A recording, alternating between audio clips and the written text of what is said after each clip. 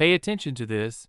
Gary Gensler's departure from the SEC is celebrated by Ripple. Gary Gensler will leave his position as chairman of the U.S. Securities and Exchange Commission, SEC, this Friday. Ripple, a blockchain business based in San Francisco, is enthusiastically commemorating the occasion. Gary who? Will be the only appropriate reaction going forward if someone mentions Gary's name. Stuart Aldarity, the chief legal officer at Ripple, stated this on social media. Keep moving forward. In the ongoing appeal of its lawsuit against Ripple, the SEC filed its opening brief. The focus of this lawsuit on ZIRP's alleged security status has created a lot of noise in the cryptocurrency sector. Ripple, however, appears indifferent. Aldarity claims that the latest lawsuit is pointless and that the SEC's new leadership might adopt a different strategy. Furthermore, he raised the prospect of postponing the case because of speculations that other enforcement cases involving cryptocurrencies would be postponed in the absence of fraud allegations. The appeal comes as many industry participants have charged Gensler's SEC with using undue force in the courtroom. Gensler's leadership of the corporation has also drawn criticism from John Deaton, who is representing Ripple in their litigation against the SEC. He asserted that the SEC was in a situation of internal and external turmoil when Gensler left. However, Deaton claims that Trump's choice Paul Atkins might alter his chair-related responsibilities. McKinsey's predicted inaction against Bitcoin startups is advantageous to Ripple. According to the report, the SEC, which is currently led by Atkins, intends to authorize more Bitcoin ETFs. Analysts estimate that the likelihood of an XRP ETF being approved in 2025 is 66%, which could lead to inflows of more than $8 billion. When Gensler was appointed chairman of the SEC in 2021, many hoped he would be more receptive to cryptocurrencies because of his experience teaching blockchain and cryptocurrency at MIT. Brad Garlinghouse, the CEO of Ripple, was among several in this sector who first supported his nomination. His tenure has not been without criticism, either, since the SEC has filed lawsuits against several significant cryptocurrency companies. However, in an interview, Gensler defended the SEC by asserting that regulating cryptocurrencies was less than 5% of the department's responsibilities. During his 4 years as SEC chairman, he described the Trump administration's pledge to fire Gensler and enact more lenient market regulations as the privilege of a lifetime growth of XRP. Donald Trump, the incoming president, has the power to drastically change the regulatory environment.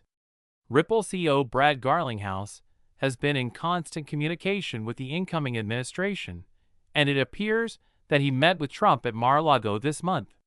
According to reports, Garlinghouse proposed a national cryptocurrency reserve that would include XRP and Bitcoin. Nevertheless, Ripple has not verified these discussions. Despite the current legal ambiguity, XRP has yielded impressive results. The cryptocurrency's price has surged to $3.23, nearly reaching its peak of $3.40 in 2018. The value of XRP has increased by 40% in the past week as a result of a rise in both the number of holders and the volume of transactions. The 24-hour price of XRP is $3.28 as of this writing, a 2% increase. According to analytics company Santiment, 2,365 XRP transactions were completed in less than 8 hours, with more than $100,000 in total worth. The fact that over 500,000 new XRP wallets have been created in the last 2 months is another sign of the token's continued appeal. The U.S. Securities and Exchange Commission has filed an appeal as part of its ongoing case. The SEC's brief has problems. Hogan claims that a large amount of it is merely a repeat of the lower court's earlier decisions. The petition contests a July 2023 court ruling that partially rejected some of the accusations. Attorney Jeremy Hogan explained in his presentation of the appeal that the Securities and Exchange Commission is only challenging one specific decision, namely that the XRP that was made available to certain investors on exchanges was not considered a security.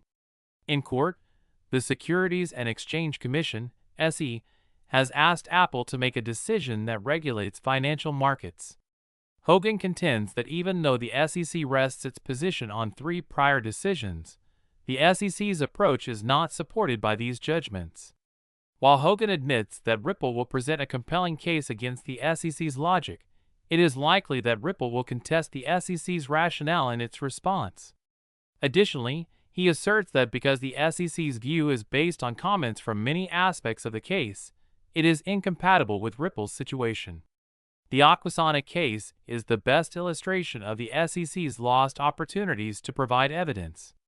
Additionally, given the hundreds of testimonies that attorney John Dion submitted, Hogan considers it odd that the Securities and Exchange Commission disregarded the testimony of former BRP customers who were unaware of Ripple's activities.